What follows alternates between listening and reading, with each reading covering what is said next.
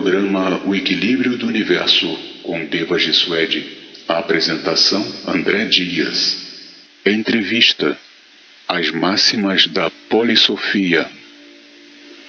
Devaji Suede, você difunde uma forma filosófica que se assemelha a uma religião, mas também possui certos argumentos que a faz parecer ser uma extensão da ciência, porém se distingue delas em vários pontos.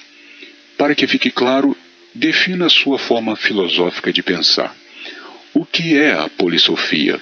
É uma nova religião ou é uma nova ciência? Interessante.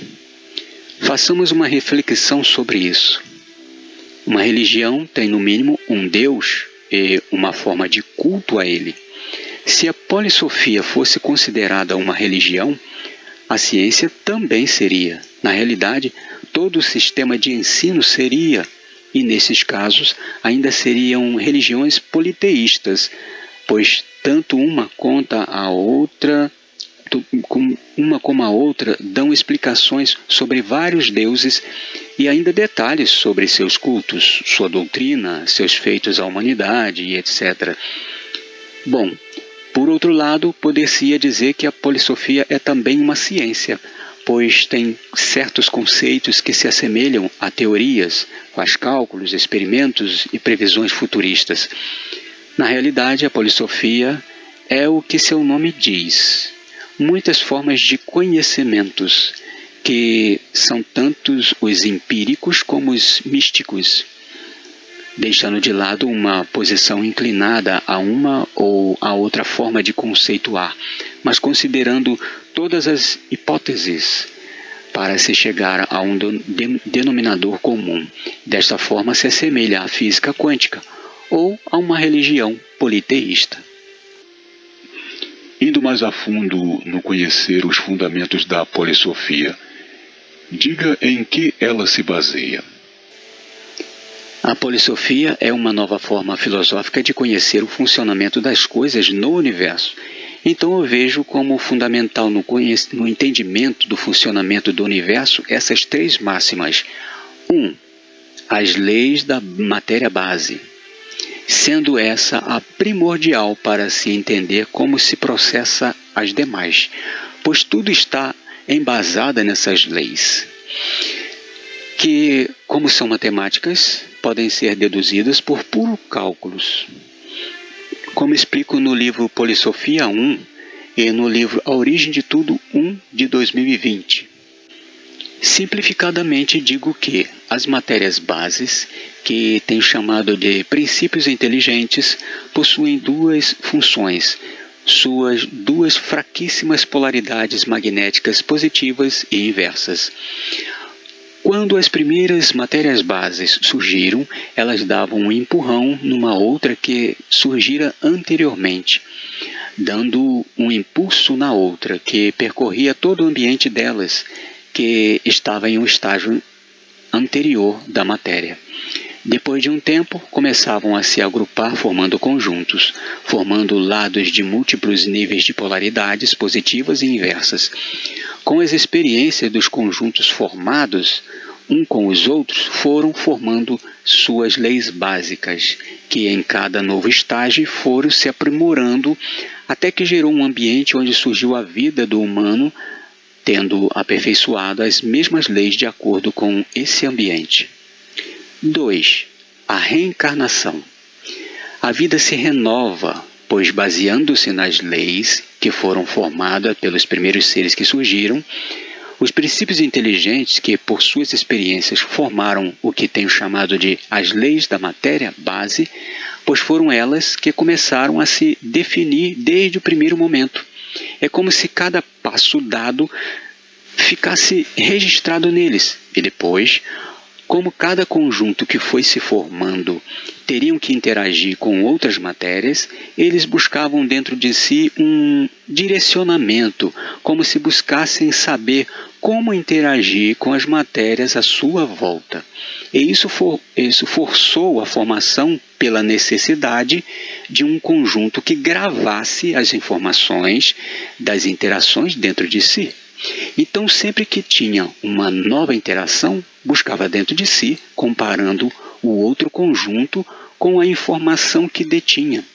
Se ele já era conhecido e se a interação anterior foi proveitosa, ele se sentia bem para uma nova interação com o outro conjunto.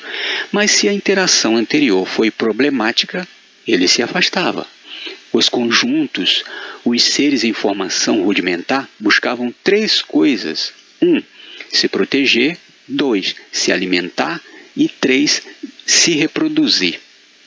Na realidade, como eles no início eram isentos de ter uma vontade, uma escolha, esses 3 objetivos da sua vida se faziam pelas necessidades que se apresentavam, pois se protegiam por causa dos problemas que tiveram em ceder parte de si ao outro conjunto.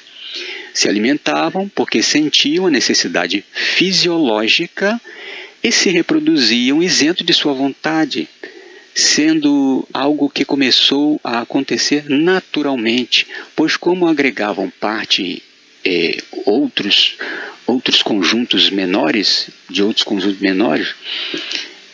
seu conjunto aumentava de tamanho.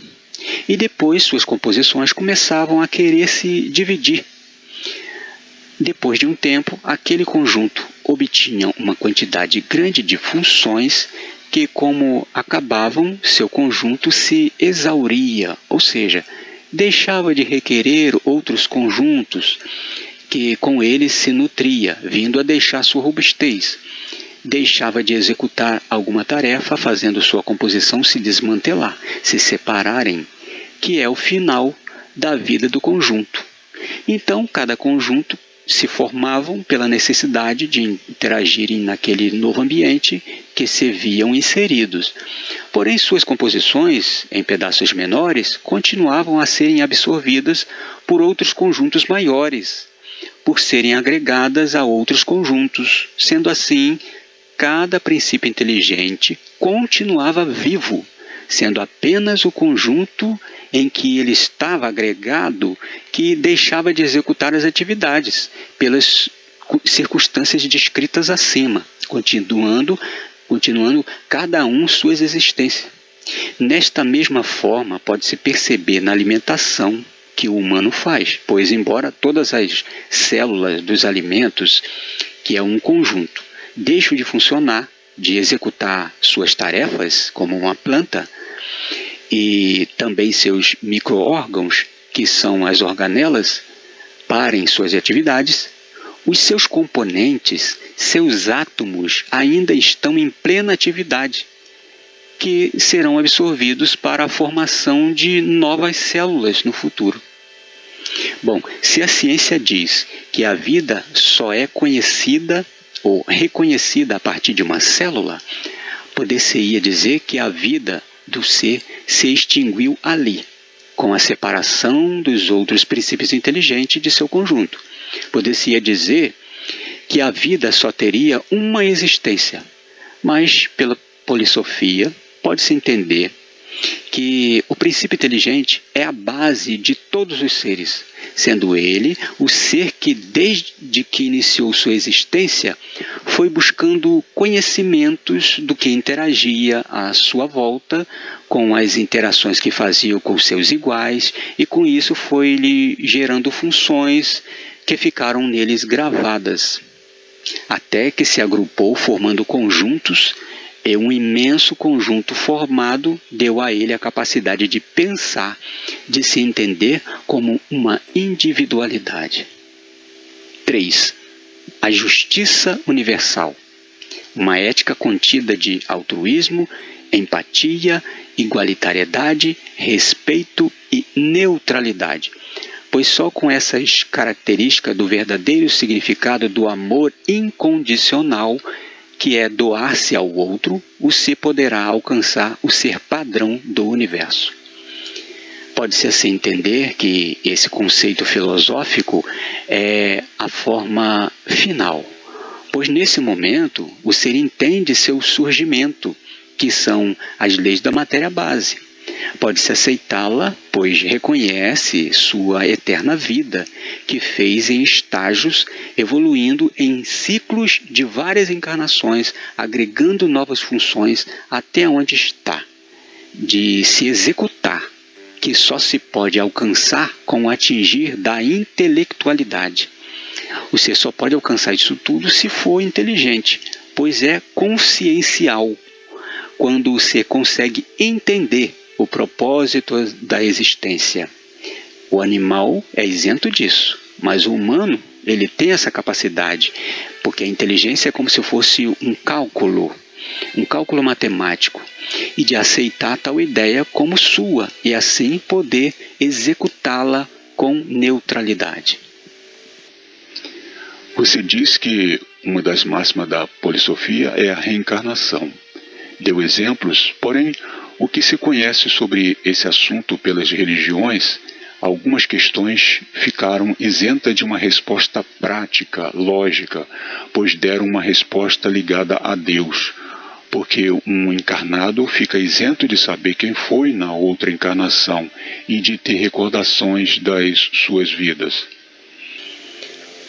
Primeiro, há de se entender que, em todas as interações entre os seres, eles compartilham informações, habilidades e energias, que são funções.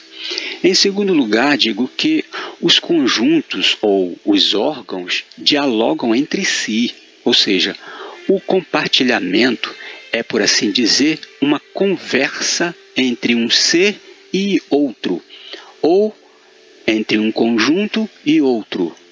Como disse que as informações são funções, e elas são como chaves que permitem ao ser entender, aceitar e executar algo.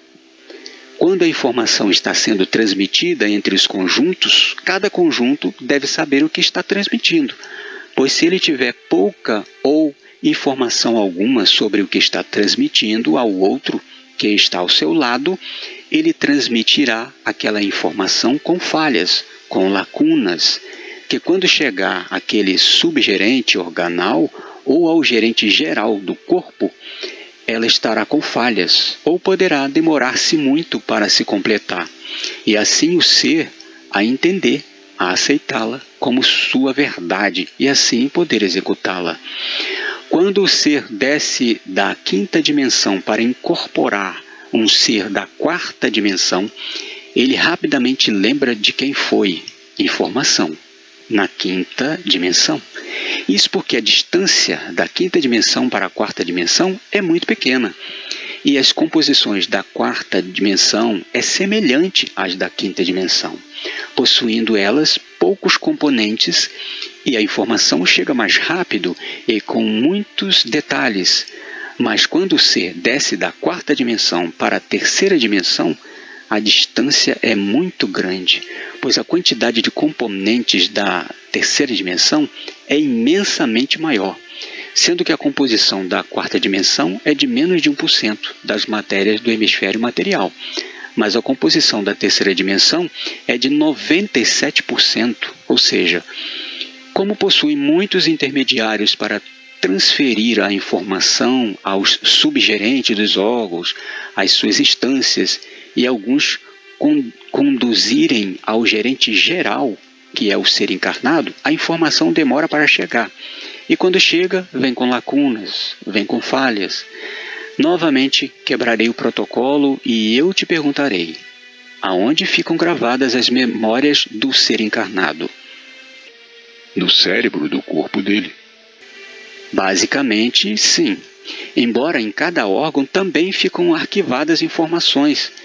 Quando aquele órgão participou mais ativamente de tal evento.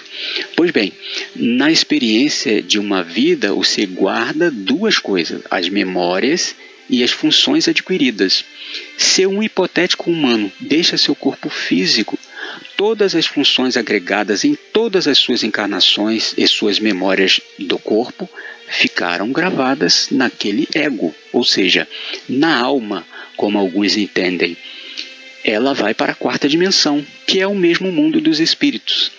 elas serão utilizadas de acordo com os méritos e predisposições com os quais o ser monta seu novo envoltório. Vamos entender como funciona os méritos e as predisposições nos órgãos e em suas instâncias. Um órgão possui várias instâncias internamente, ou seja, entenda instâncias como sendo partes, divisões de atividades distintas. Então imagine uma bola maior, o corpo, com 18 bolas menores, os órgãos. E dentro de cada uma dessas 18 bolas internas, existe também outras 18 bolas internas, componentes com funções específicas dos órgãos, que também tem dentro de cada uma dessas 18 bolas outras 18 bolas, componentes com funções específicas desses componentes. E assim em várias instâncias até chegar a uma célula que possui 18 bolas, organelas, internamente com várias instâncias organais. Pois bem, como cada um dos leitores já devem ter lido meus outros livros e estão cientes de que todo o conjunto formado possui um princípio inteligente que o gerencia para que esse hipotético ser possa ter todas as informações de sua vida passada. A maioria desses gerentes e subgerentes, até chegar à célula, deveriam ser os mesmos da encarnação anterior desse hipotético ser, pois eles também possuem as experiências que ele teve e com elas obteve as funções chaves para acessar aquelas informações e entender, aceitar e executá-las. Caso isso ocorra, esse ser humano poderá ter acesso a tais conhecimentos de outra vida mais rápido e acentuadamente, porque desse modo ele teria praticamente o mesmo corpo. E isso só pode acontecer se cada um desses gerentes e subgerentes tiverem alcançados méritos e tiverem predispostos para tal reunião.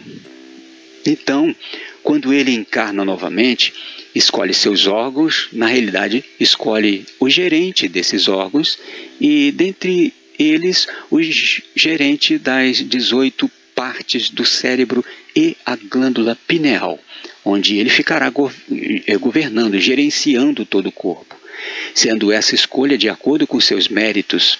E alguns dos gerentes de seus antigos organais, dos órgãos maiores até a célula, podem estar disponíveis para que ele o requeira novamente, pois o gerente desses órgãos também tem laços reparatórios com ele e com as instâncias organais inferiores que gerenciam ou gerenciavam dentro de sua composição anterior. No entanto, como ele tem um novo corpo, o gerente do órgão também terá um novo corpo, com novos componentes, que formarão seu conjunto, seu órgão. Bom, como cada órgão seu possuía funções específicas para entender e aceitar certos conceitos, as informações que o tal encarnado tinha com respeito à sua vida anterior ficam isentas de serem acessadas, pois as funções também são habilidades que funcionam como uma chave para abrir tal conhecimento. E todos os subgerentes também possuem suas instâncias organais internas, que, se eles também tiverem condições para obter sua mesma composição anterior por méritos e predisposições, sua lembrança será mais acentuada. Por isso, na maioria das vezes, o ser encarnado e o gerente de seus órgãos têm novas composições e iniciam uma experiência do zero, sendo todos novos, como um pendrive de um computador zerado. Os Anunnaki viviam muitos anos. Eles recordavam das vidas anteriores? Da mesma forma que o humano, o Anunnaki também era isento de lembrar, pois, embora vivia muitos anos, perto de 1 milhão de anos, eles estavam na 3D baixa, que é um estágio da 3D muito similar à 3D profunda, aonde o humano de hoje se encontra na 3D baixa. Ou melhor, na 3D profunda. Na 3D baixa, o ser que se encontra nesse estágio, como o Anunnaki, já deveria se lembrar de quem foi em algumas encarnações, mas ao Anunnaki falta ter funções que só se consegue na 3D profunda para se ter tal acesso, pois ele iniciou sua existência na 3D baixa e ainda está na fase de crença. O ser, quando chega na 3D média, já se lembra de algumas coisas do mundo dos espíritos da 4ª dimensão, pois pode, ao se esforçar, ver as matérias de lá e dialogar com os seres. Esse hipotético ser humano que deixou seu corpo físico e encarna novamente, se permanecesse muitos anos no mesmo corpo físico e alcançasse a 3D baixa, poderia lembrar-se de outras vidas. Mas como seus conjuntos, mesmo depois de quase 1 milhão de anos, deixam sua robustez e sua composição começam por algum motivo deixar de funcionar, quando chega a certa idade, as células cerebrais intermediárias que conduziriam informação ao gerente geral deixam de executar tal tarefa, e assim suas memórias pregressas vão ficando cada vez mais distantes de serem alcançadas. Como os gerentes deixam de se comunicar com o gerente geral, eles vão deixando de serem atendidos em seus pedidos e de receberem alimentos. Então, a maioria dos seus conjuntos deixam a vida e depois o gerente geral também, vindo aos demais deixarem a vida porque sentem a ausência do gerente geral que os assistia. O que acontece com algumas pessoas que nascem lembrando de uma vida anterior? Elas são anjos, são melhores, enviadas de Deus? Isso é algo relacionado a seus méritos, predisposições e certas condições que podem ter lhe favorecido, pois os órgãos que participaram de certos acontecimentos podem ter vindo para ele completos ou quase completos, possibilitando a ele lembrar de coisas do passado. Isso ocorre também quando uma pessoa possui um órgão completo de outro, lembra de algo e acha que foi ele quem viveu aquela vida, pois tais lembranças são muito claras e impactantes.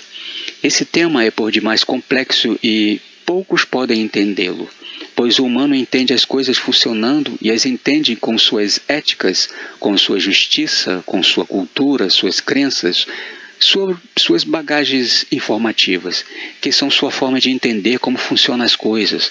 Mas entender as coisas de forma certinha e cronologicamente exatas está fora do que pode ocorrer, sendo que as leis podem ser alteradas pela vontade de um ser que desejou de alguma forma interferir, mas é claro, assume parte das consequências de sua interferência.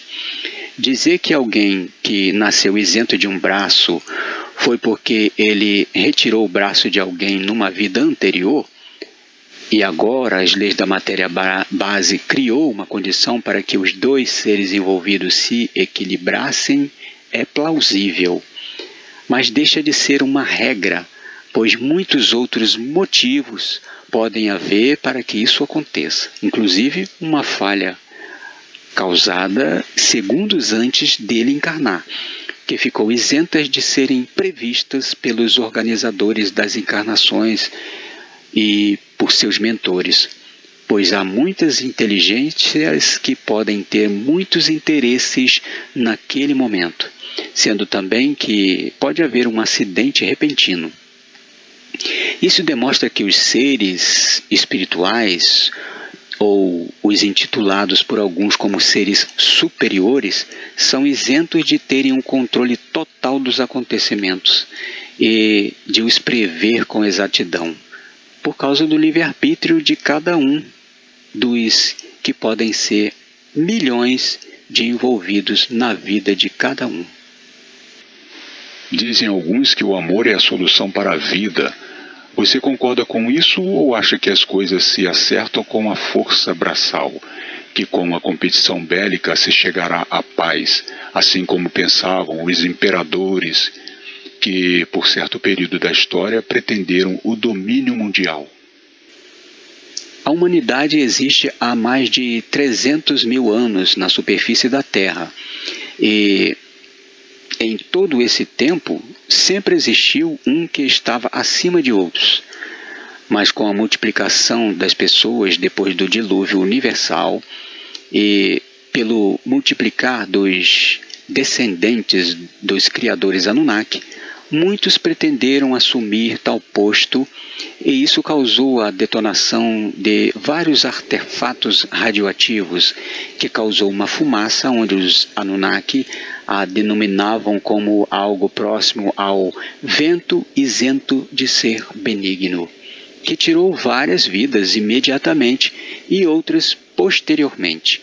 De acordo com as leis da matéria base, sempre haverá um líder, um ser gerenciando um conjunto formado, mesmo que seja em princípio alguém interinamente, assim como há nos países, nos estados desses países, nos municípios e em outras instâncias governamentais ou particulares de empresas de produtos e serviços, agremiação de todo tipo, nas religiões e sociedade filosófica, pois tudo funciona como um corpo, que é requerido que um assuma tal posto de gerência. Tudo tem um responsável.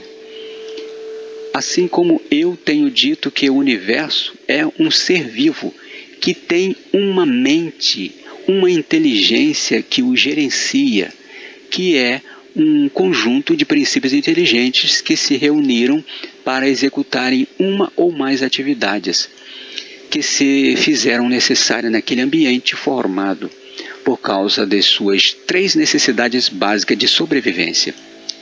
As pessoas podem ver isso de forma distinta, como se alguém pretendesse prevalecer de mordomias, e embora tenham, pois se foi requerido, é porque as leis do universo, as energias envolvidas pela condição do grupo, exigiu tal pessoa, que pode até ser alguém que alguns o entenda como sendo isento de ética, mas é o que aquele grupo precisava para aprender, pois é o resumo das energias emitidas pelo grupo que lhe favorece. Lembre do texto bíblico de 1 Samuel, que o povo rejeita o Deus de Israel, preferindo ter um rei de acordo com o que deveria aparentar, um rei semelhante ao que tinha as nações. E assim foi escolhido Saul, que era segundo o que precisava o povo de Israel, pois refletiam a mesma energia. O povo refletia a energia e precisava de um rei semelhante ao que foi escolhido. Longe aqui que alguém pense que o que eu quero dizer é que esse Deus de Israel ou qualquer outro Deus é quem determina isso. O fato de dar esse exemplo é que ele é similar ao que eu digo, pois o Deus Anunnaki na época sabia que as leis da matéria base agiriam de acordo com o resumo das energias emitida pelo povo. Contudo, o que eu quero dizer realmente é que quem determina isso são as leis básicas da matéria, seja lá quem está a fazendo cumprir, pois o universo só entende que são suas matérias que estão se harmonizando pelos atritos. Mediante essa explicação lógica, você então acredita que as nações de hoje possuem o líder de acordo com o que precisam? As matérias positivas e inversas estão interagindo entre si, procurando encontrar a harmonia com seus atritos. O gerente ou o líder será requerido de acordo com o que refletem em sua maioria, que são seus méritos e predisposições, pois é a soma dessas energias que gerará tal líder. Assim que quando o líder for escolhido diante do povo de toda a terra, ele será o resultado das energias que sua maioria, inclusive os demais seres animados, como os animais domésticos e selvagens, os seres intermediários, como as plantas, as hortaliças e frutas de sua alimentação, e também os seres inanimados, como os minerais, que formam nossos móveis, nossos utensílios, nossos veículos, por exemplo, pois toda a Terra, toda a matéria envolvida emitirá a energia para seu gerente, assim como acontece no corpo. Existe um local de sentença infinita reservado para aqueles que falharam em obedecer a Deus? Você pode perceber em sua vida que as coisas evoluem por seu próprio corpo cresce. Pois seu próprio corpo cresce, os cabelos, as unhas, os pelos do corpo, demonstrando que há uma alteração da matéria ao absorvermos, ao interagirmos com ela de alguma forma, pois todos se alimentam, agregando mais componentes, mesmo sendo isento de saber ou perceber. Todos os 5 sentidos absorvem a água no banho, do ar, e por eles também entram no corpo as composições de cada matéria que interagimos durante o toque, ou até quando há uma aproximação qualitativa e quantitativamente nas proximidades de seu campo vibracional, que todas as matérias possuem, que são agregadas de acordo com seu raio de ação. São vários os motivos que alguns pensam existir tal lugar de sentença infinita. Mas como já disse em outros momentos, eu acabei de explicar, as matérias estão em constante evolução, em uma transformação, se adequando aos ambientes que passam, que pela matemática contida nas leis da matéria base, os princípios inteligentes se agregaram para uma experiência. Formaram grupos que se dividiram e, por fim, estão se separando novamente, pois já alcançaram seus objetivos, que é conseguir funções suficientes para subir nas densidades e sair do universo. Você fala em seus livros sobre o surgimento deste universo e o final dele. Como será? Há 2 caminhos previstos, pois o destino de cada um é pelo que cada um escolheu em toda a sua experiência, que o possibilitou entender, aceitar e executar a vida de sua melhor forma, que por cálculos matemáticos entendo ser o equilíbrio. Na experiência do princípio inteligente, ele começa de forma sutil e vai somando-se uns aos outros, se multiplicam em vários grupos, divide-se por suas preferências e, por fim, diminui-se em suas composições.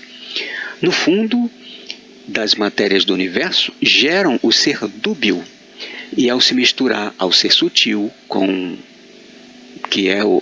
ao se misturar o ser sutil com o denso, a escolha de cada um o remete a outros estágios, mas enquanto alguns já desceram e começaram a subida, agregando às suas composições matérias sutis, outros ainda estão agregando matérias densas para obter funções que lhes faltam à compreensão de certos conceitos. No entanto, as matérias do universo um dia chegarão ao seu final, pois quando uma certa quantidade de matérias já forem agregadas o suficiente, se formará os buracos negros supermaciços que engolirão uns aos outros, agregando todo o restante da matéria deste universo que ficou isento de tempo para formar o ser padrão, comprimindo toda a matéria que restou em um pequeno ponto, formando novamente as 2 matérias de onde tudo surgiu. Resumindo, enquanto uma parte da matéria que alcançou a melhor de suas 2 partes positivas e inversa, atingindo o equilíbrio, gerando o ser padrão, escapará para o plano divinal, e o restante da matéria que ficou isenta de formar o ser padrão será absorvido e se transformarão em matéria base novamente, sendo isso que tenho chamado de resiliência, sendo esses os 2 verdadeiros 2 caminhos, a ascensão e a resiliência. Eu sou Deva Jesuete, o que vive para sempre, equilíbrio e paz.